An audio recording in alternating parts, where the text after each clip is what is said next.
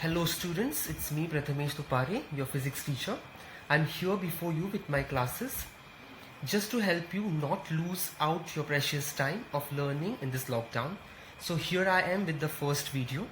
So before we start with our lecture, I hope everybody's quarantine is going well. Hope it has made you bored enough to make you love your studies. I hope you will now study your syllabus with all the dedication and concentration. So let us start with the first topic under your syllabus. That is, the first chapter that you have is electric charges and fields. So before going to the first chapter directly, let me tell you a few things. So this topic comes under a branch of physics which is called as electromagnetics. Let me write it. Electromagnetics. Now this electromagnetics is a branch which is divided into two. Okay, so one is electrostatics, okay, and one is electrodynamics. Okay, so what is the difference between electrostatics and electrodynamics? Electro is same, that is basically electron. What is different is statics and dynamics. So basically what is static? Static is nothing but something which is stationary, which is not moving, correct? And dynamic is the one which is moving. Okay, so basically electrostatics is a branch which deals with the electrons or charges, okay, in general, which are static, which are stationary. So charges are at rest, they are stationary in this case, okay. And electrodynamics deals with the charges which are moving. So in this case the charges are moving.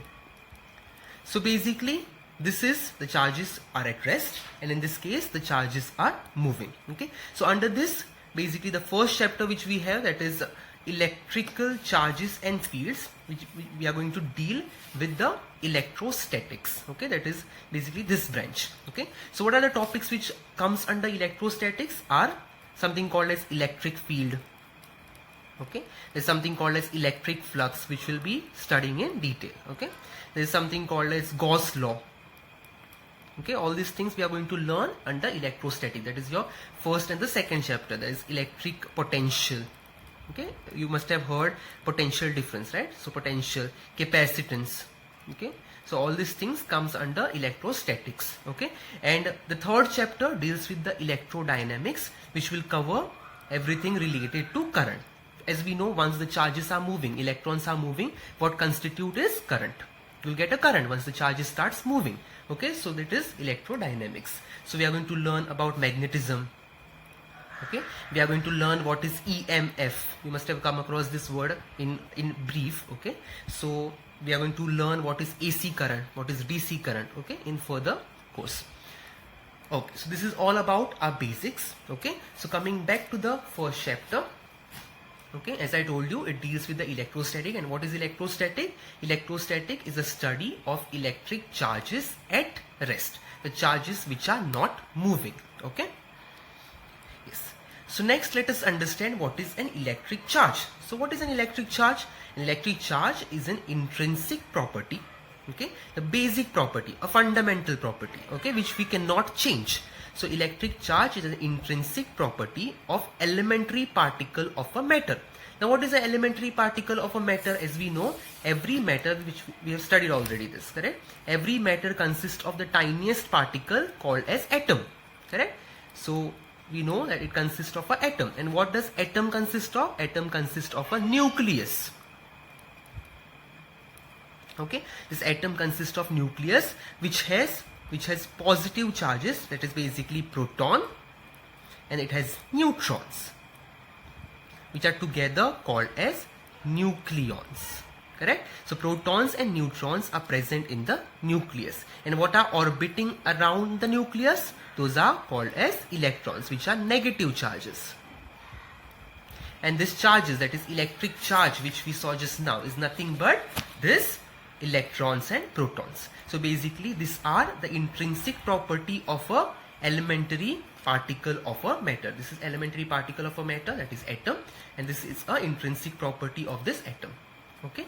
So I hope what is an electric charge is clear to you. Okay, so I'll read it again. Electric charge is the intrinsic property of elementary particles of a matter which gives rise to electric force between various objects. So due to this electrons and protons, there will be forces which is generated. Okay, that is electrostatic forces we call, which we are going to learn in detail later. Okay. So electric charge is a scalar quantity. It does not have direction. It only has dimension. It only has a value. Okay. So it does not have a direction. It only has magnitude. So SI unit of a electric charge is coulomb. Okay. So a charge is denoted by letter Q. Okay. A charge is denoted by letter Q. Okay. And the SI unit is coulomb, which is denoted by C. Fine. It is called as coulomb. CGS unit of a charge is called as stat coulomb. Okay, STAT coulomb.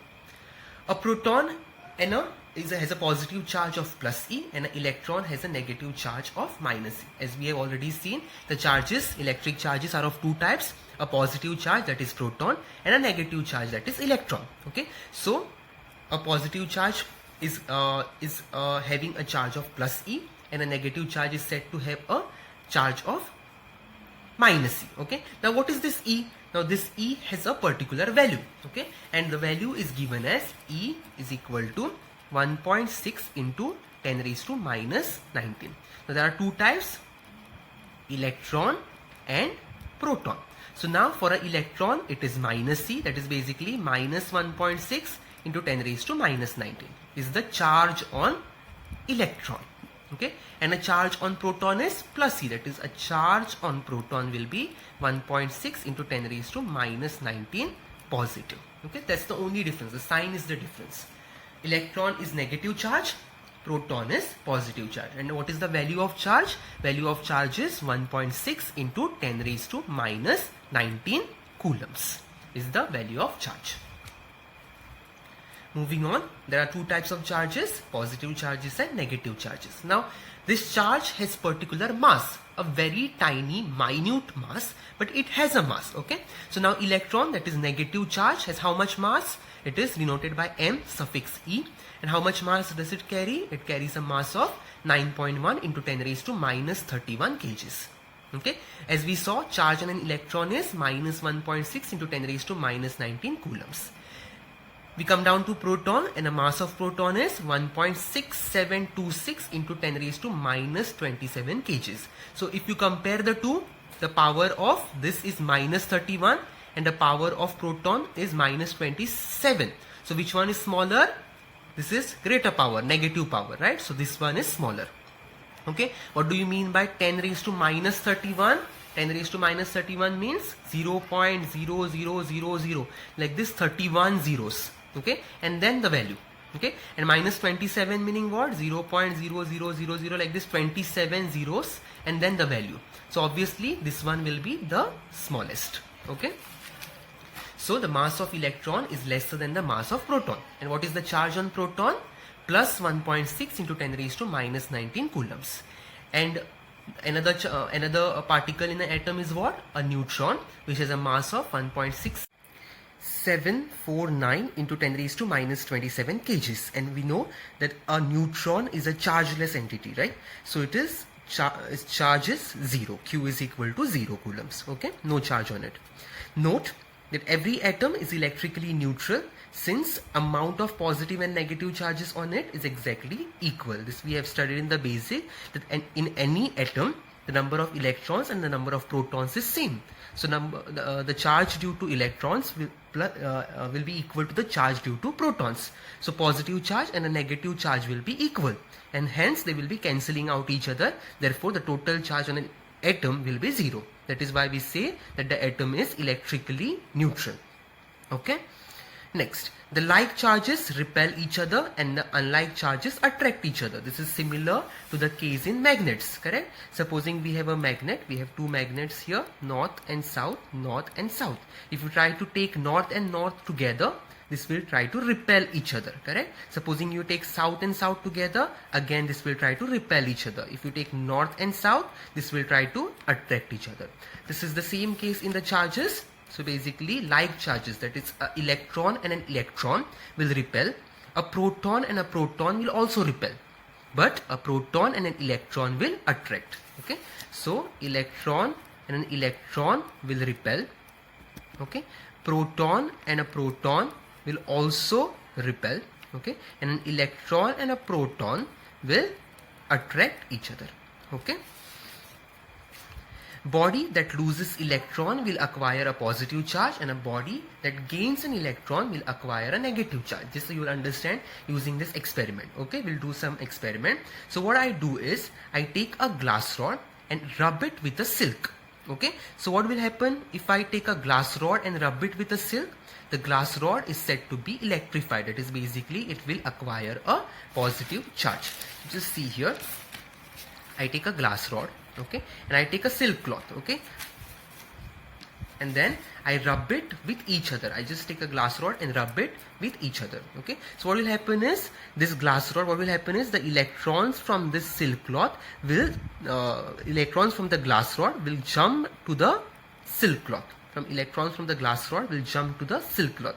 And as soon as electrons go from glass rod to the silk cloth, what will happen is a positive charge will be generated on the glass rod. And since the electron is going from here to here, a negative charge, that is electrons, will be accumulated on this silk cloth. So what will happen is the glass rod will get positively charged and a silk cloth will get negatively charged. That is basically we say that the glass rod is electrified. Okay.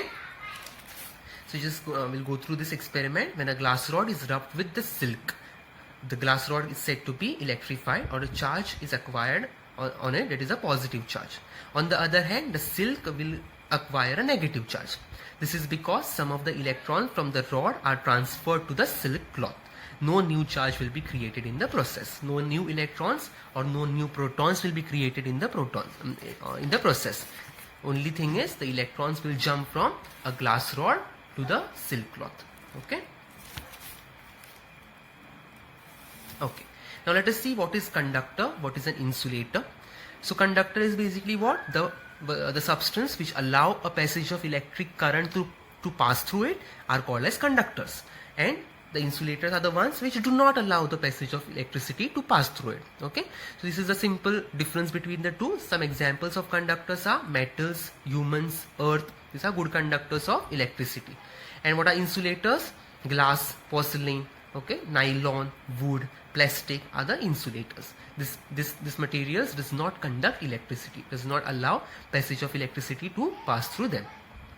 One thing to note over here is whenever you supply electric charge to a conductor, okay, what is going to happen is this charge is going to get distributed throughout the surface of that conductor. For example, you have a metallic block. Okay, I have a metallic block here. What I do is I take a live wire. Live wire is one which has electricity. Okay, and I touch it to this metal. What will happen is the electrons will start flowing from this wire.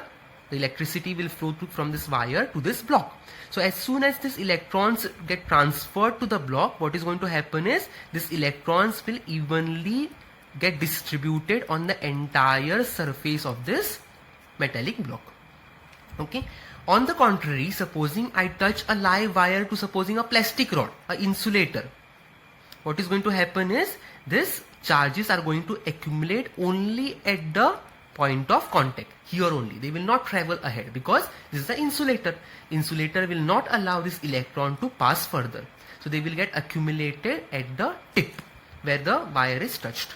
Okay, so this is the difference between conductor and an insulator, and this is the reason why, if you remember, we used to do it in the childhood. If you take this pen and rub it in your dry hair, okay, and try to pick a piece of paper, okay, what happens is the piece of paper gets stuck to this pen, correct? That is because this pen tip gets a charge, okay, this gets electrified, okay, and that is why it gets those paper bits attracted towards it. Okay, that is the simple reason. On the contrary, supposing you take a spoon, a metallic spoon, and rub it in your head and try to pick the bits of paper, will it get picked up? No, because what will happen, since the spoon is a good conductor, the electric charge which is generated at the tip of the spoon will get transferred through the spoon. It will get transferred to my body, and from my body it will get transferred to the earth. Since spoon, my body and the earth is good conductor of electricity. Okay, so that is why you cannot charge a spoon, okay, since it is a metal.